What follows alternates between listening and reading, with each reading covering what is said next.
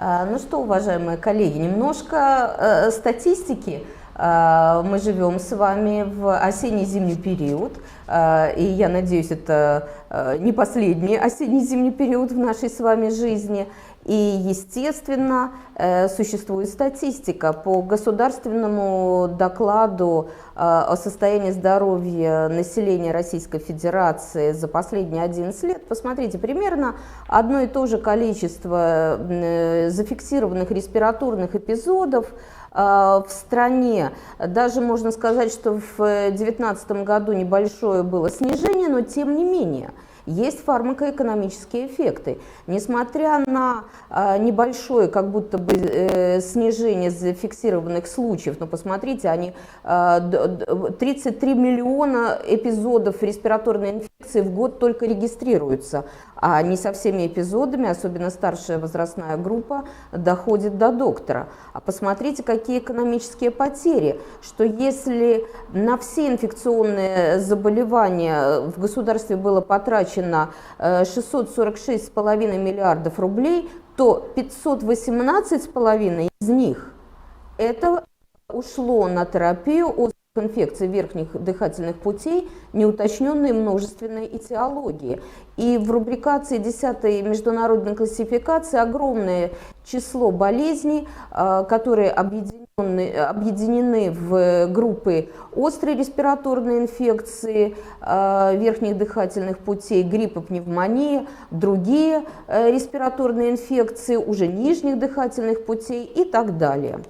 Основными клиническими проявлениями респираторной инфекции является кашель. Я поставила его на первое место, потому что мы больше внимания сейчас будем ему уделять. Насморк, заложенность носа, симптомы интоксикации, такие как слабость, головная боль, ломота в мышцах и суставах, озноб.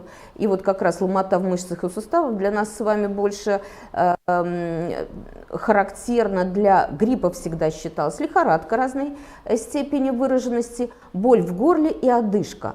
Это не специфические симптомы респираторной инфекции. В какой комбинации они возникают, в какой последовательности они возникают, насколько они выражены, мы можем предполагать по клинике этиологическую причину.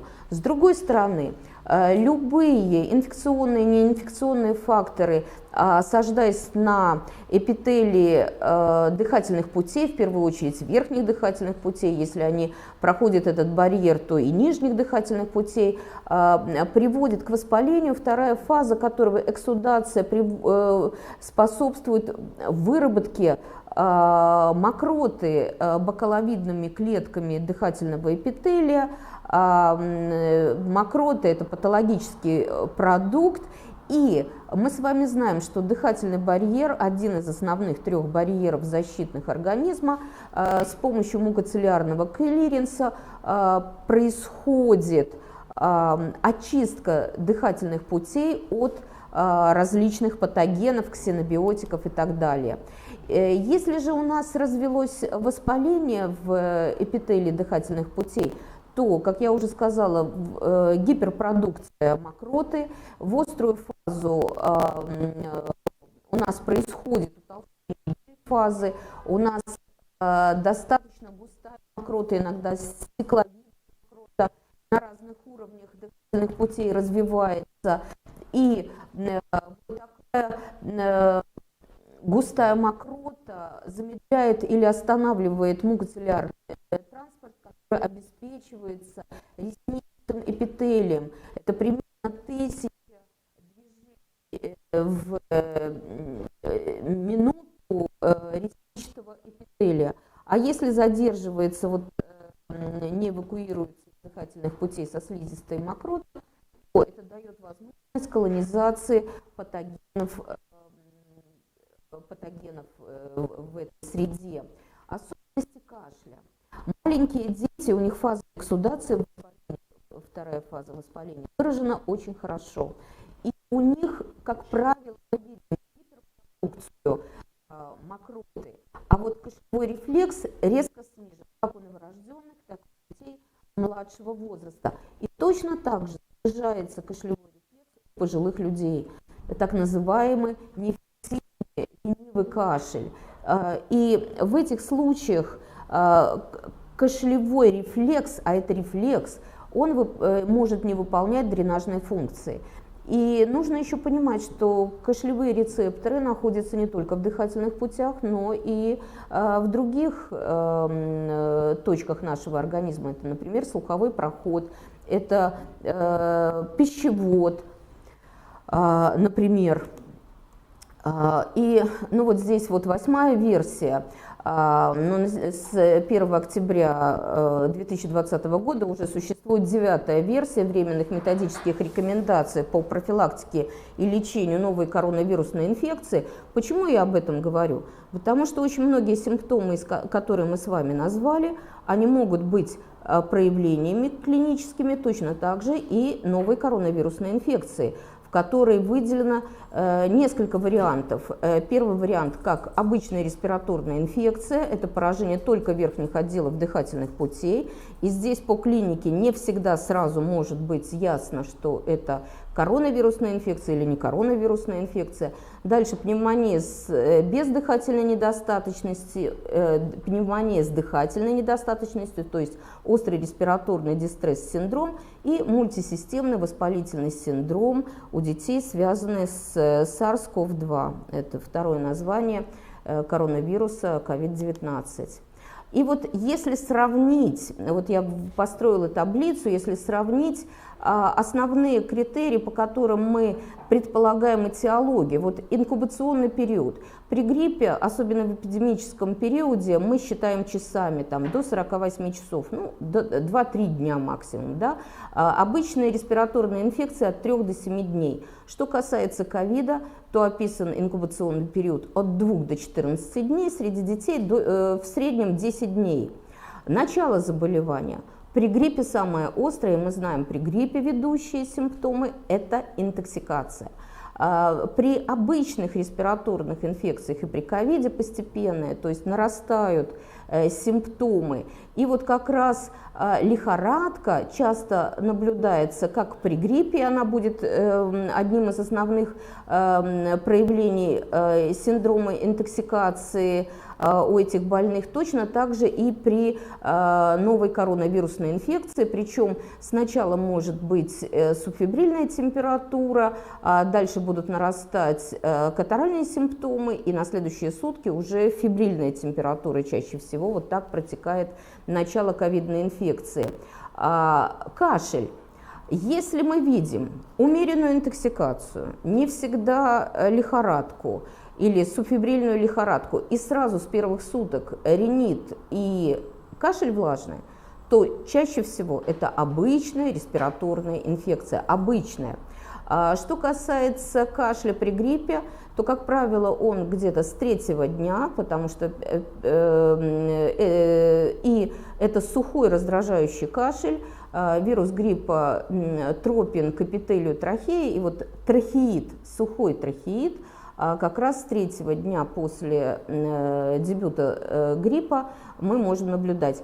При ковиде кашель есть, он не ведущий симптом, все зависит от того, на каком уровне идет поражение дыхательных путей, и особенно у взрослых мы видим кашель отсроченным симптомом.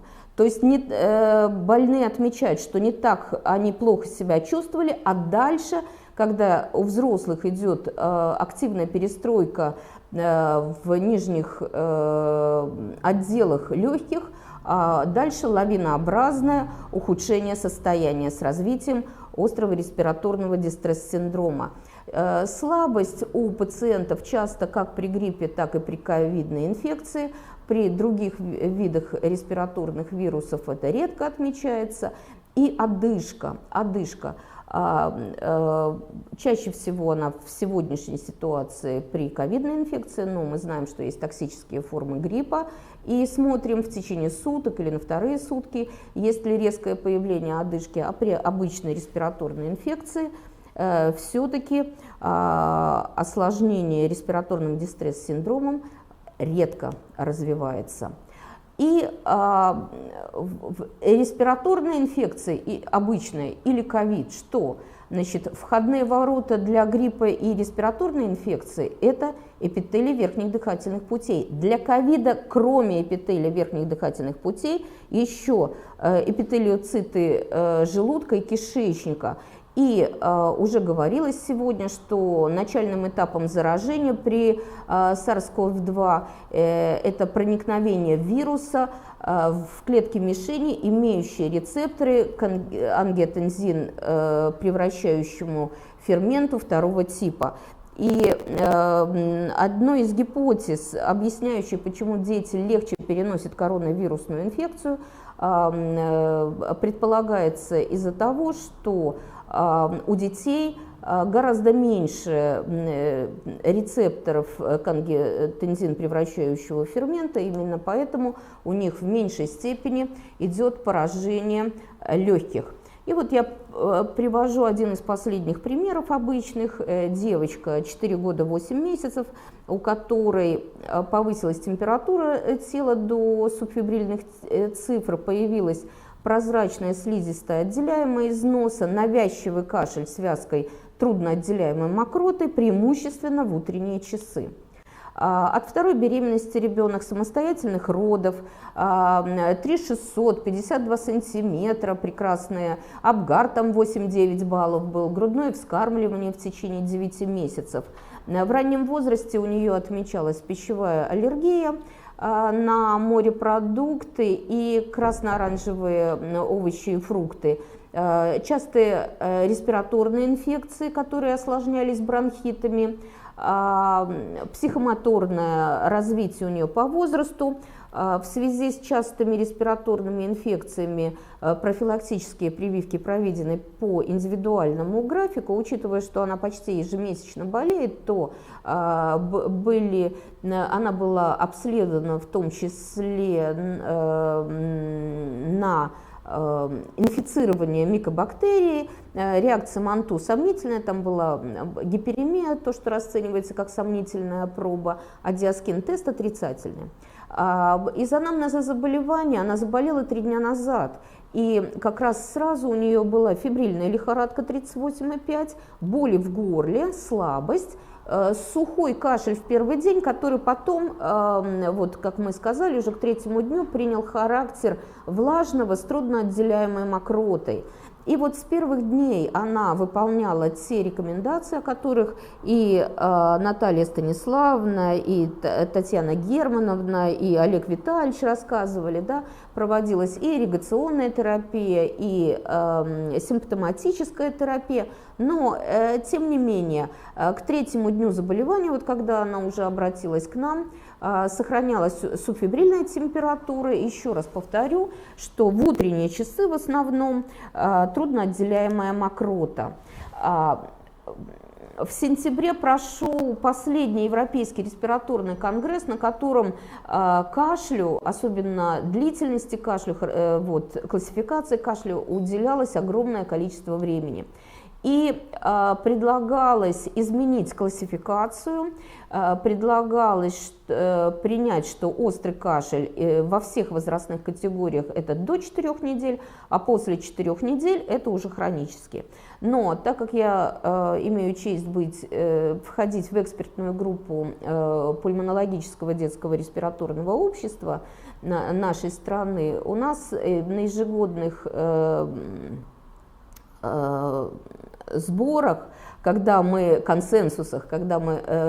оговариваем какие-то подходы к терапии респираторных заболеваний и документы, которые во время консенсуса вырабатываются, это, скажем так, это клинические рекомендации и методические рекомендации для всего врачебного сообщества, было принято, что у детей хронически мы все равно оставляем кашель длительностью более 8 недель, а острый, как и был, это до 4 недель. И здесь, когда мы характеризуем кашель, обязательно нужно спрашивать, как не только в то время суток, когда мы слышим этот кашель, обстоятельства обязательно, при которых появляется кашель.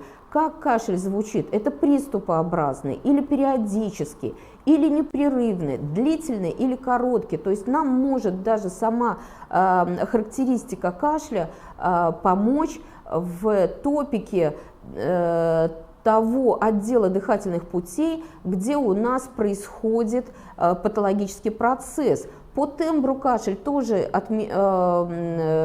отличается. Он бывает лающий, это верхние дыхательные пути, это гортань.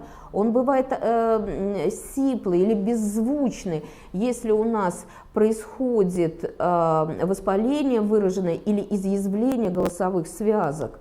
В зависимости от наличия мокроты он бывает сухой и влажный. И вот то, как нам продемонстрировала наша больная в начале, в дебюте эпизода респираторной инфекции, у нее кашель был сухой, когда у нас больше звучала стадия альтерации воспалительная, а стадия эксудации еще полноценно не развилась. В последующем этот сухой кашель перешел во влажный, и чаще всего мы это видим при бронхитах, бронхоэктазах, пневмонии, при туберкулезе и так далее.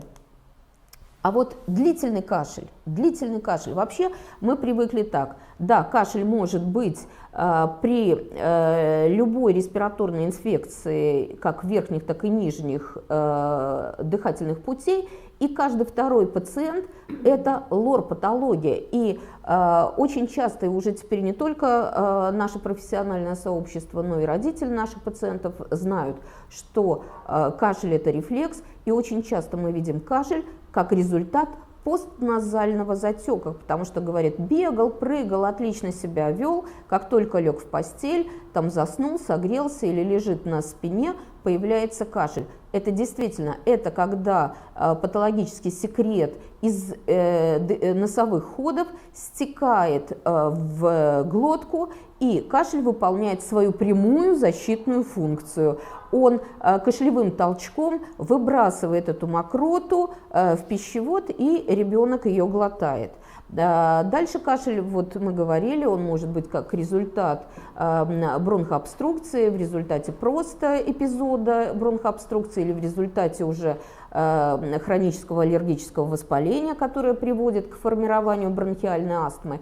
На третьем месте из наших соматических причин, причем это мы уже можем наблюдать с первого года жизни, у нас есть гастроэзофагальный рефлюкс. И если он высокий, 4 степени, то он может достигать не только голосовых связок, что мы видим на фиброларингоскопии, но и ротовой полости.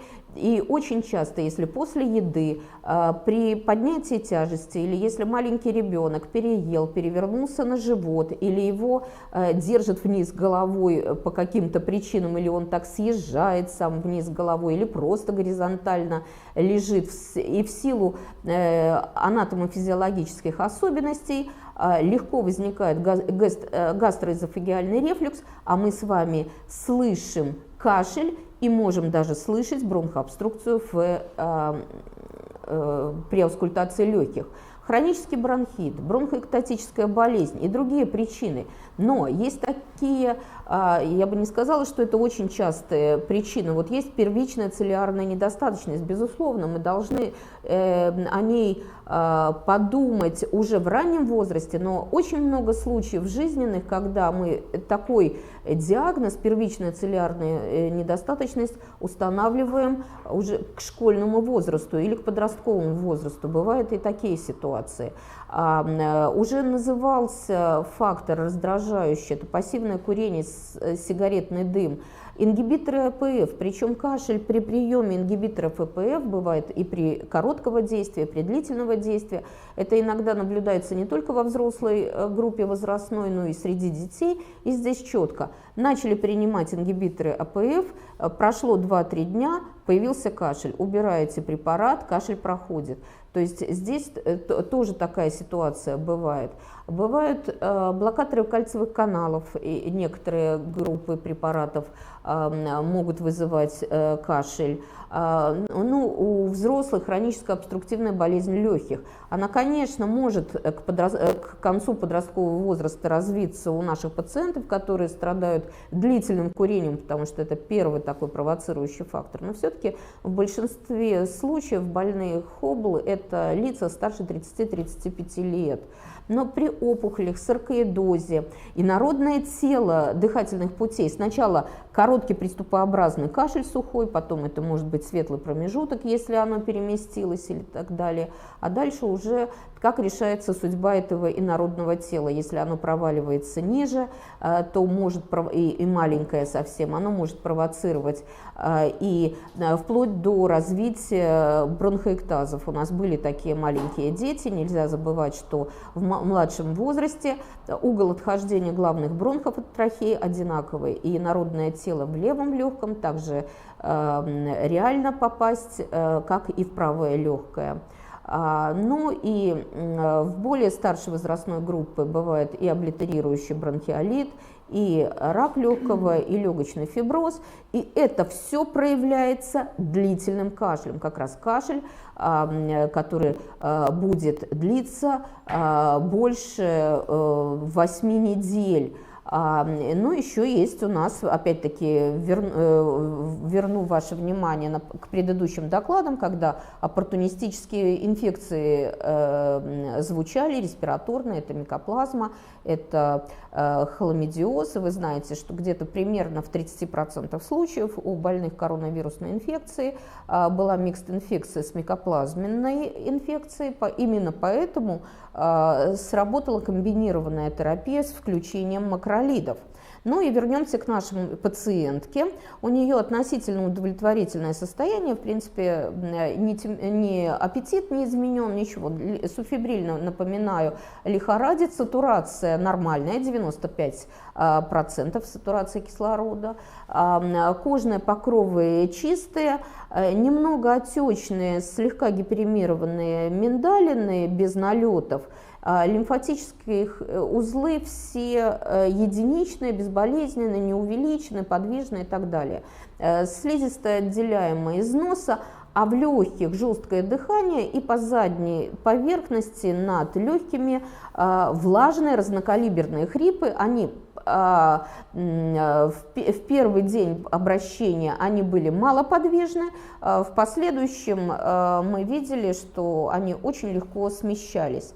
Со стороны внутренних других органов у нас никаких замечаний не было, и при обследовании, учитывая, как в сегодняшнем эпидсезоне начиналось это заболевание с лихорадки и респираторного синдрома, был взят мазок из ротоглотки на РНК к коронавирусу, который отрицательный.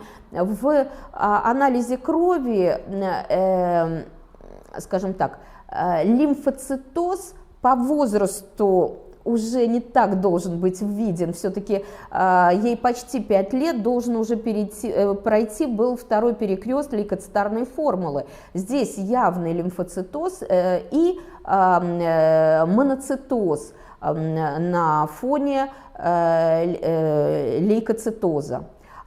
И небольшое увеличение С-реактивного белка.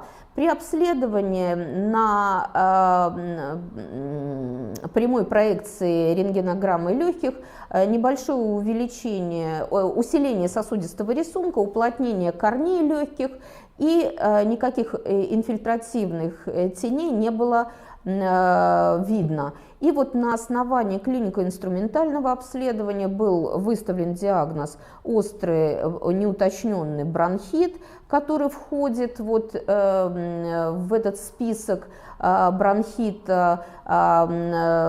Заранее скажу, что ни микоплазма не подтвердилась, ничего, поэтому он так и остался неуточненным. В Что нужно назначить в этой ситуации пациентке, учитывая, что это простой бронхит, не обструктивный? И вот по вот этим временным рекомендациям по лечению профилактики коронавирусной инфекции, учитывая сходство легких форм COVID-19, которые в этой ситуации, кстати, мы не подтвердили, с клинической картиной сезонных респираторных заболеваний, до подтверждения диагноза необходимо проводить терапию как сезонные респираторные инфекции, по поводу которых у нас есть клинические рекомендации, в которых мы отлично с вами ориентируемся. Но я напоминаю, очень сильная рекомендация первого уровня, что при обычном бронхите не требуется ни госпитализации и рекомендовано улучшение дренажной функции легких, и муколитические и отхаркивающие средства привязкой трудноотделяемой мокроты, то, что мы видим у нашей пациентки. И вот обновленная классификация мукоактивных средств. Значит, есть среди средств, которые мы применяем при кашлевом синдроме, при кашле, есть такая группа, как противокашлевые средства, вы знаете, у них очень узкий спектр назначений. Они четко по рекомендациям назначаются при сухом кашле, однозначно при коклюше и при сухом трахеите, при гриппе. Во всех остальных случаях здесь у них есть резкое ограничение, в том числе и маленький возраст, когда при подозрении на инородное тело они просто противопоказаны. Что касается, так как мы слышим уже продуктивный кашель, то, конечно, мы будем рассматривать мукоактивные средства. И здесь есть муколитики прямого действия, непрямого действия. И к классическим прямого действия муколитикам относится ацетилцистеин и дарназа альфа, которую мы в общей практике не применяем. Это пептидный препарат, который специально служит для разжижения мокроты у больных муковисцидозом. Значит, и муколитики непрямого действия – это карбоцистеин и амброксол. Вообще нужно сказать, что вот эти три препарата, ацетилцистеин, карбоцистеин и амброксол, это лучше всего исследованные с точки зрения доказательной медицины препараты в многочисленных рандомизированных и в том числе сравнительных исследованиях, и с очень высокой степенью достоверности мы хорошо знаем об их свойствах. Есть еще отхаркивающие средства, есть фитопрепараты, о которых уже говорила Татьяна Германовна, и вы знаете, что если отягощен аллергологический анамнез, то фитопрепараты должны ограничиваться, и у нас есть комбинированные препараты. И в комбинированные препараты могут входить и отхаркивающие рефлекторные средства, такие как гвайфенизин, и бронхолитические средства, как сальбутамол, и бромгексин, как исходный препарат, обладающий кинетическим или муколитическим действием. И вот хоть мы с вами регулярно встречаемся на разных площадках наших симпозиумов и всегда обсуждаем вот эти вот вопросы классификации и состава мукоактивных препаратов, и все говорят, что они отлично разбираются в препаратах, но тем не менее у нас продолжает наблюдаться полипрагмазия. Буквально вчера и позавчера очередной был такой ребенок, который 9 раз за год страдает обструктивными бронхитами, который за последний месяц по поводу бронхита получил одномоментно и ацетилцистеин, и амбробене, и ему назначался аскарил, там, где входит бромгексин, и сверху ему еще назначили амброксол. То есть 4 препарата с мукоактивным действием, более того, 2 из них препарата, один из которых, амброксол, является активным метаболитом бромгексина. Значит, что касается нашей пациентки, ей было назначено продолжить обильное питье с дренажем грудной клетки, ирригационная терапия носовых ходов с солевыми растворами, что соответствует высокой степени клинических рекомендаций, и был назначен амброксол, его родной препарат лазолван в виде сиропа, дозировка возрастная, 15 мг в 5 мл, по половине чайной ложки 3 раза в день, учитывая, что ей 4 года 8 месяцев. Почему был назначен амброксол? Значит, дело в том, что он обладает несколькими действиями. С одной стороны, он муколитик. С другой стороны, то есть он разжижает мокроту, с другой стороны, он улучшает кинетику, он становится более текучий, и плюс отхаркивающее действие, он является активным метаболитом бромгексина, его биодоступность 70–80%, и начинает действовать через 30 минут после приема, и длительность может достигать от 6 до 12 часов. Единственный препарат из всех мукоактивных препаратов, о которых я уже говорила, который стимулирует синтез собственного сурфактанта, что очень важно для того, чтобы ацинусы продолжали работать и совершался газообмен.